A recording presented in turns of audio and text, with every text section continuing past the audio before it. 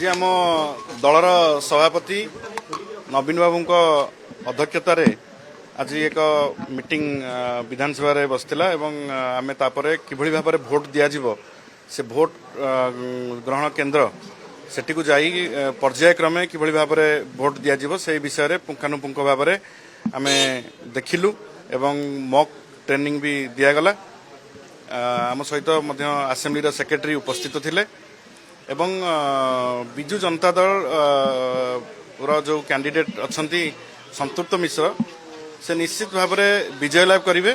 एवं जो common candidate अच्छी से आगामी दिन में निश्चित विजय लाभ करेंगे किंतु गोटे बड़ दुखर कथा जे राज्यर मुख्यमंत्री मोहन चरण माझी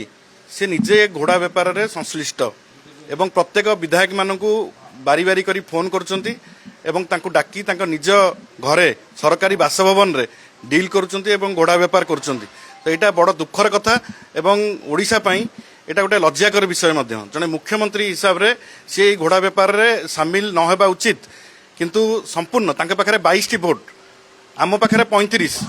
22 को सेमाने केमिति नै कि पहुंचेबे 30 रे घोड़ा बेपार नहेले सेमानक जितिबार संभावना नाही तेणु ओडिशावासी एवं बिजु जनता दलर समस्त कर्मी एवं शुभेच्छु माने समस्ते गोटे कथा आम निर्वाचन मंडली मानकरे कहउचंती जे जो विधायक बिजु जनता दलर भोट नदब ताकू एरिया रे पुरई दिया जीव नाही एवं जो विधायक बिट्रे करिवे बा घोड़ा बेपार रे शामिल हेबे तांको राजनैतिक कैरियर संपूर्ण रूपे खत्म हो जाव तेणु या आखि आगे रखिकी आम सबू पुंखानुपुंख आलोचना होची एवं बिजु जनता दल एवं कॉमन कैंडिडेट जितिबा सुनिश्चित।